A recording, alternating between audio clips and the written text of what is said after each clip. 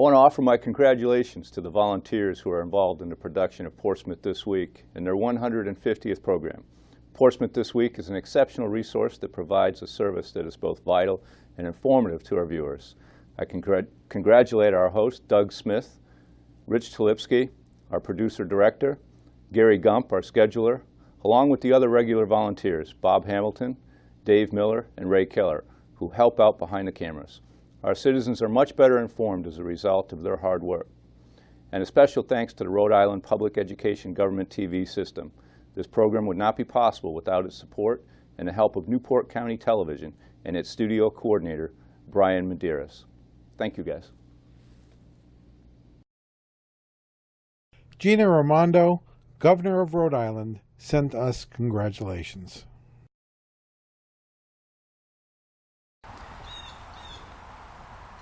Hello and welcome to Portsmouth This Week. This is our 150th program, and we thought for this program we'd like to highlight some of the people that were important to Portsmouth history, all of which began right here at Founders Brook Park in 1638.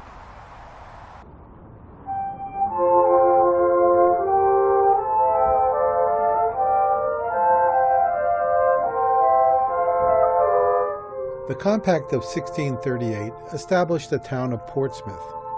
Of the signatories of that document, all men, one stands out with special meaning. William Hutchinson was the husband of arguably one of the most important people in the founding of Portsmouth and indeed to American history, Anne Marbury Hutchinson.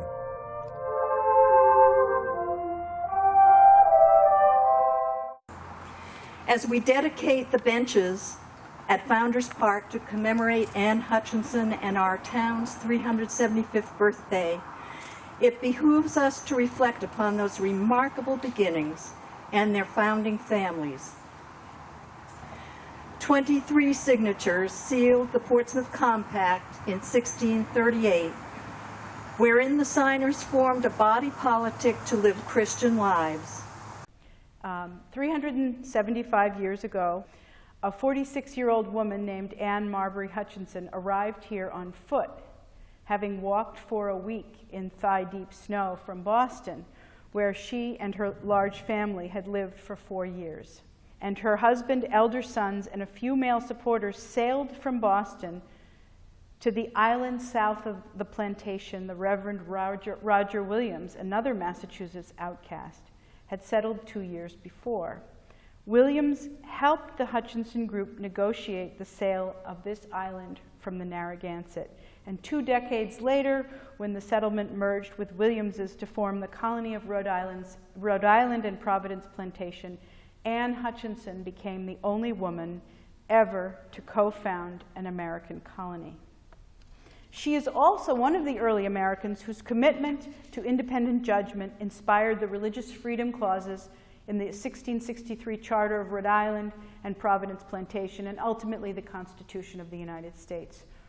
Yeah. And Anne is really saying, we can't agree with things that are not of God. Yeah. I think I hear modern people going, I can't agree to let the authorities take care of me if I don't think they will. Yeah. I might need a gun. And I thought in reading back, she was very respectful when she dealt with them.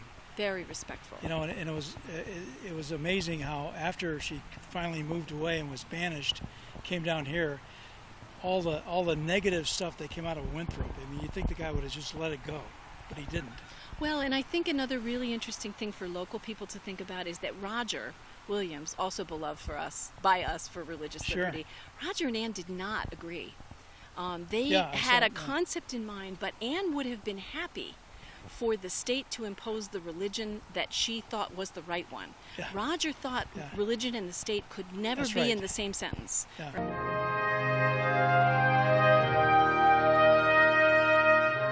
Many men and women from Portsmouth have been called in service to our country.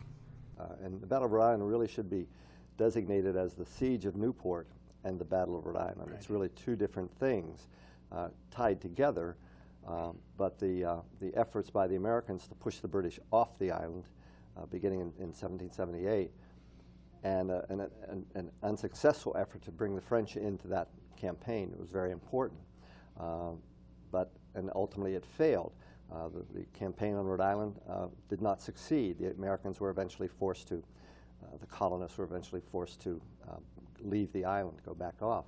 But the campaign itself is important. And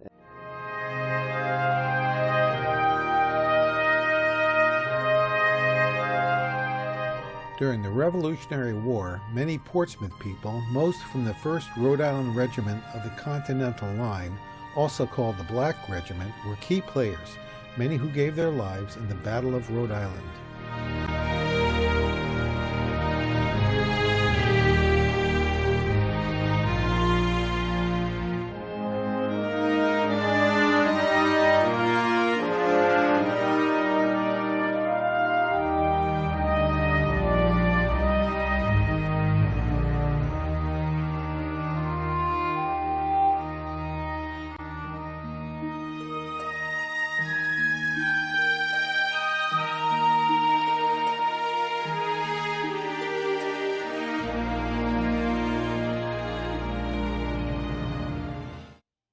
The highest decorated Portsmouth soldier is Major General William Parker, who was awarded the Medal of Honor for action during the Philippine Insurrection Campaign of 1899.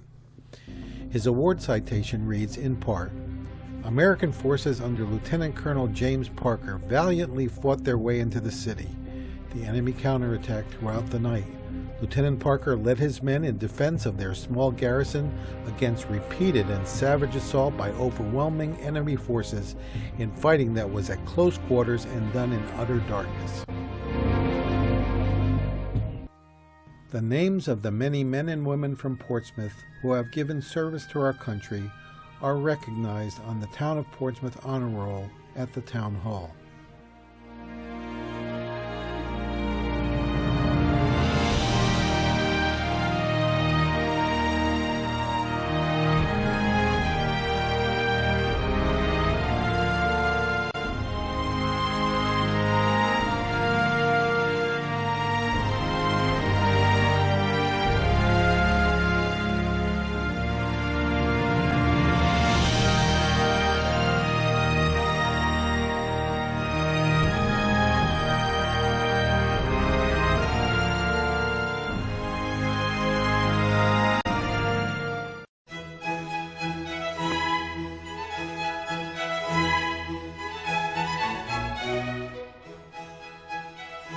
Portsmouth obviously was a very agrarian town, particularly up until World War II. And the population of Portsmouth right before World War II was about 4,000 people. That means a lot of farmland, but it grew dramatically during the war and in the few years afterwards.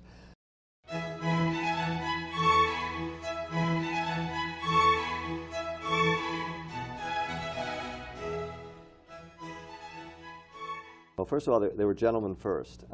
People like Alfred Gwynne Vanderbilt, Reginald Vanderbilt, the Taylor family they were all families from New York. And they built homes in Newport, summer homes in Newport. And as best I can determine, in some cases, they just sort of were playing around with the idea of we have to have a farm in order to raise specific breeds of cattle and horses and dogs and sheep and so on. So it became kind of a hobby thing. And in a lot of cases, they weren't there very long, but there were manor houses on all those three. There were others as well, by the way. Greenvale is another one. Greenvale does not have New York roots. It has Boston roots. But Greenvale is still functioning as a gentleman's farm in a way. And so it was kind of a hobby thing. At the Glen Manor House, for example, the manor house was completed in 1923. And the Taylor family who lived there, they would come there for about six or 7 weeks in the summer. And that's all. But doing research on these gentlemen's farms is a fascinating thing because, among other things, Dick Wypris found the notes for the landscapers who developed Glen Farm. And all the letters back and forth between the Taylors, and the Taylors were, this tree is not right. It should be 3 feet further over this way. Right. I mean, the Glen Farm actually started in 1878 when H.A.C. Taylor got an inheritance from his father, who had been very big, they're all big in the banking business, the Taylors. And H.A.C.'s father had been a close advisor to Lincoln during the Civil War. Wow. And responsible for a lot of the financial problems, success and problems during the Civil War. So HAC bought the farm out there, began to acquire 10 acres here, 15 acres there, 20 acres there, and built a farm that ultimately, in the Taylor family, came to be about 770 acres. And he developed nurseries where he would grow trees and so on, but he lived there, but he didn't build a house there. And he left Newport, and his obituary actually says this. He left Newport because he was disillusioned with the taxes of Newport. The Taylor house in Newport was off Annandale Avenue, back in I can't remember the name of the area there, but to the left off Annandale Avenue. And he was disillusioned with the taxes of Newport, so he went out there. Well, you know, these were gentlemen farms, but they had people working on them all year round. And you see pictures a lot of the folks working in the barns and the fields and things. Is this kind of like a Downton Abbey sort of a thing? Do we know a lot about the people that work there? I've had interviews with grandchildren of the important Taylors, children and grandchildren, and talking about going out to the farm to visit grandmother. And yeah, the farms themselves obviously function year-round. And there are a lot of descendants of the people who worked on those farms still living in Portsmouth. A number of people have come up to me and said, you know, my father or my grandfather was the shepherd, or took care of the horses or the cows or whatever. And so a lot of those people are still around, and they still have memories. One of the things that I was very fortunate at one point in talking about Sandy Point, for example, which was Reginald Vanderbilt, and he was there from 1902 to 1925. He died there in 1925. And this woman said, I have some pictures you might be interested in. And this has been a real source of a lot of photographs that I've collected. And so I went to see her, and she had a leather-bound album. And it turns out her father, her name was Ruth Peckham, her father was the farm manager at Sandy Point. And she had this leather-bound album of probably 200 pictures of Sandy Point in the teens and 20s. And she said, you know, copy whatever you want, and so on. And I did. I have albums of this stuff. And so you really get an insight into how, you know, what things look like then. I'm a professional photographer as well as a historian, and one of the things that fascinates me is photo interpretation. I do a lot of getting inside old pictures and saying, look at that, or you know, why is this there? Why is that there? And is that still there now? I do a lot of that kind of research, and have an enormous collection of old photographs and postcards of Portsmouth, and actually of Newport County. We had the honor of interviewing one of Portsmouth's most dynamic and recognized citizens, Louis Escobar. I was born in my grandmother's home in Middletown, and then I was raised because we were farming in Portsmouth, and I spent my whole life on that farm. I've never worked a day in my life anywhere else. I have lived my life's dream. As a child growing up, I had hoped someday to be a farmer and maybe to own and operate the family farm, and I have. How many people have the opportunity to say that? I feel very fortunate. Absolutely. In 1972, became the owner-operator of the cattle, and I was a tenant. My parents owned the farm, and then it was in 2002 that my mom left me the farm, and then I've owned it since 2002. Never in my lifetime did I would ever imagine, and I'm glad I've lived long enough to see the recognition that farmers now receive, because not so much of us that considered a family farm, but somewhat commercial. But you got your farmers markets, you know, and I never thought I'd see that day. But that's good, and it's allowed people with a small parcel of land, you know, that they can now grow produce, sell it at a farmer's market, and it's very, very encouraging. And what I think I'm going to see is, for those of them that are just doing it, you know, and still holding a full-time job, we'll be looking maybe for property that might be for lease, or conserved properties that they could probably, on a little larger scale, grow and market, because everybody wants to buy local, and I'm grateful for that.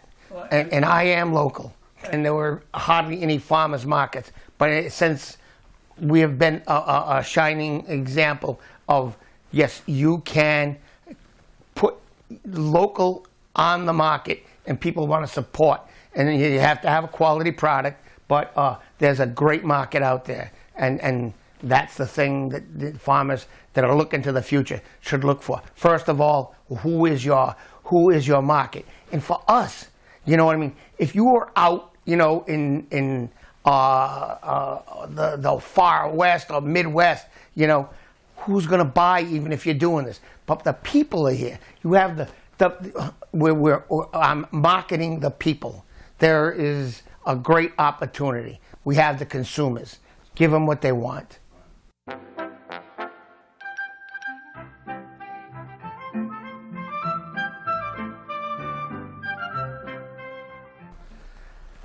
Rhody Fresh. My whole life I had hoped that one day that I could have milk that would be available to the public in Escobar Farm's name. And it's very difficult. But there was an opportunity for farmers to become united and try to Rhode Island process and sell milk in Rhode Island.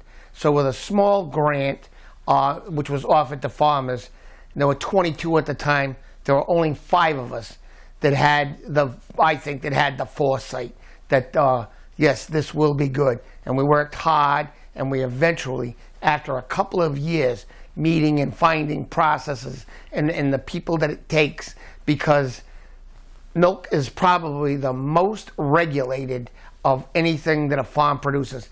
I could have grown vegetables, put them in a wheelbarrow and sold them at the side of the road. But milk, which has got federal, state regulations and all, you have to comply with all them.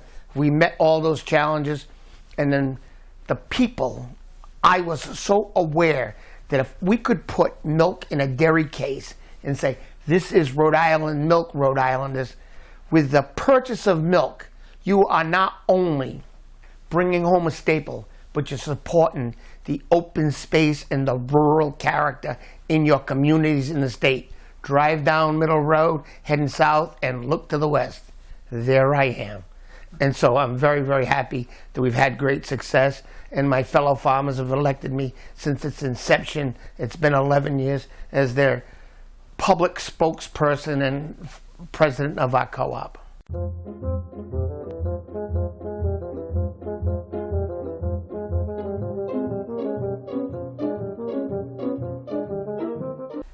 I had always felt that with the challenges and large farms, which people kind of, you know, feel that, oh, you know, aren't they awful?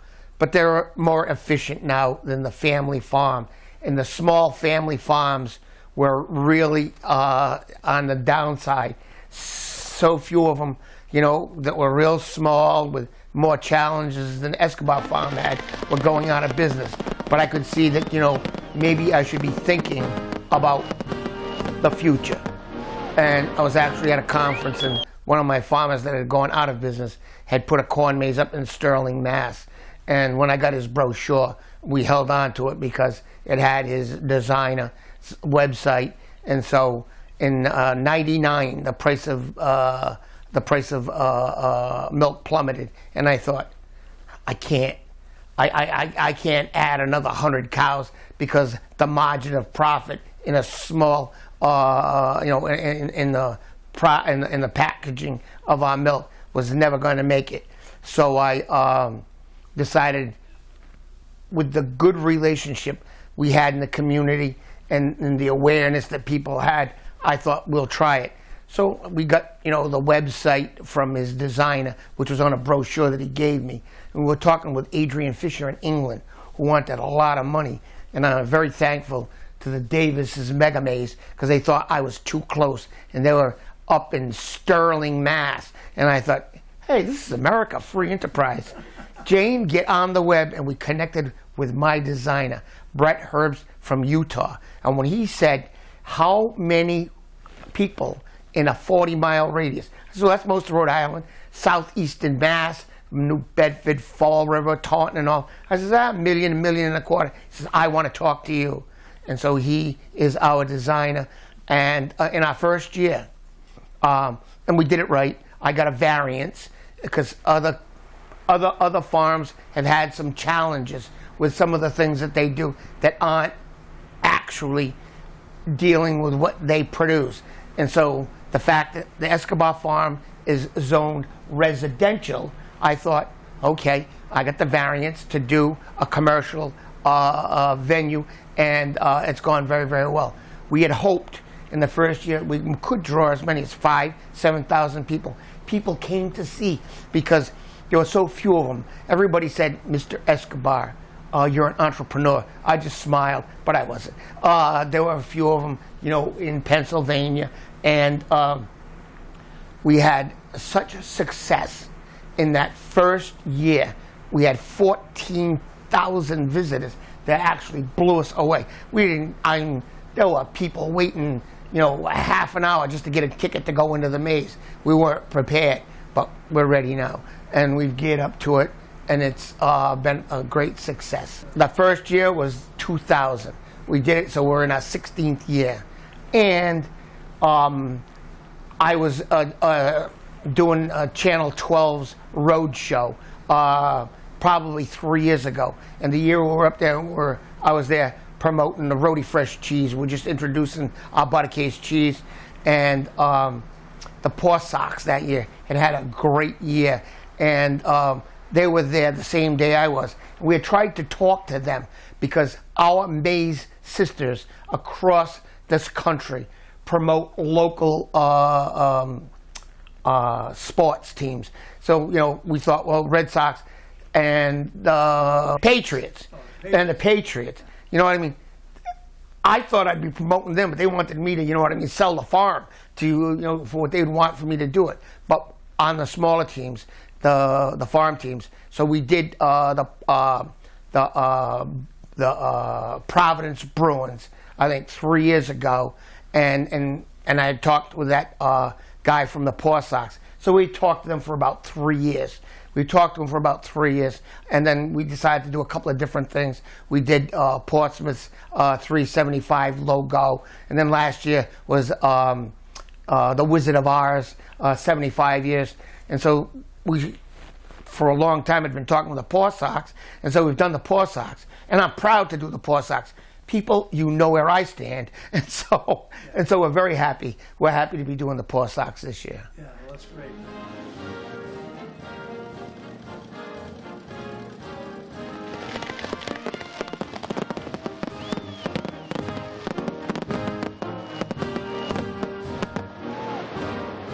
Uh, 375 committee has also been very generous, so we'll have one of the biggest shows we fight. Yeah. Well, I have no idea what to expect. I think the nice thing is that those milk cans represent people putting money in, Yes. saying, yeah, we yes. support you. And it took me a long time, I don't know how many years, and I knew we had magic. I couldn't figure out exactly what the magic is. And that is this spirit of community, a party atmosphere that not communities that I know of anywhere can duplicate what we have here. The fireworks is like the easiest thing I do that's gotten so much recognition. And Newport and Portsmouth artesian wells across the street from us had these huge 4th of July parties. And they let some fireworks off in the backyard with some slight problems. And so they asked, can we shoot a show on the farm? I said, sure. So actually, myself and a couple of neighbors made small contributions because we were going to enjoy the show. And it was a very small neighborhood thing. And it happened, they did it 2 years, probably 30 years ago. And all the abutting neighbors said, and it was a very, very small show. And they said how much they enjoyed it, how great they thought it was. And when the economy dropped, and my neighbor that was shooting the show said, all that money in such a short time, said, he's just thinking of dropping it. So I had said, if you're not interested, I am. And they looked like, you know, and they were shocked because I was about the last person that could afford to do it. And I said, the neighbors like it so much, I passed flyers out through the neighborhood, said I was doing it, and I was accepting donations. And so our $1,500 show grew to $2,000. And then, you know, we collected the $2,000, $3,500, $4,000, $4,500, $5,000, and we're blowing a $5,500 show, comparable to a small municipality. Then it took me a long time. What is the magic? The magic is that spirit of community, the party atmosphere, no municipality could duplicate. And it's been real good. They shoot them, and the breeze is so strong. When they break, they kind of curve this way. Yeah, that should be really nice. Yes. This is simple. It's a lousy show. It's not. No. It's not a lousy show. It's just it doesn't have gigantic megabucks thrown. And my pyrotechnician could blow the whole show in about 3 minutes. But he tries, I told him, light this guy for 20 minutes at least, so he runs about 20 minutes to a half hour. And with a good grand finale, because that's what people live with, so you leave with. And so, you know, even though the show might be a little bit less than some of these others that blow thousands of dollars and in less time. So people come, and the other thing is, it's a whole lot easier. It's a whole lot easier. People aren't all congregating and getting all jammed up in traffic and all. So it makes it easier. And I've got people all over Portsmouth that sit in their backyards and watch it.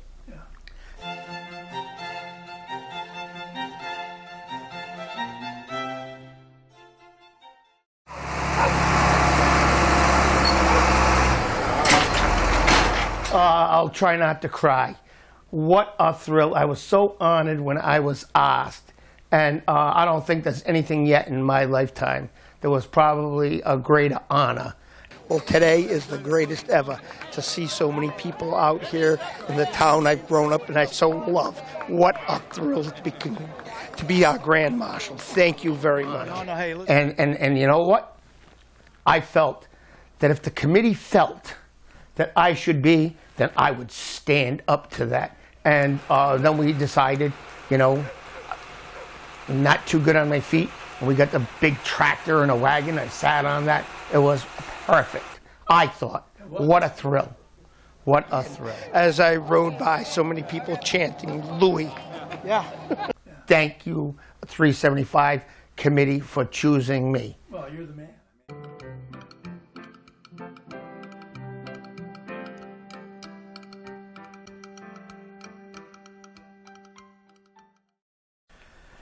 Today that you're filming me today, I've almost been in tears. I took some of my first steps today, so we're really, really happy. Every day I have significant progress. I have my therapist in disbelief and my positive attitude. I'm embarrassed to say that I am having fun, as I always do, laughing and joking. And if I can say one fun story, I have a friend that was asking me, when are you going to take a vacation? And so I knew he was coming to visit me. And so I told him, I took your advice. I took your advice. I said, I'm on vacation. I pressed the button. Could you straighten my pillow? Could you bring me something to drink? I said, vacation is wonderful. It's all in how you perceive things.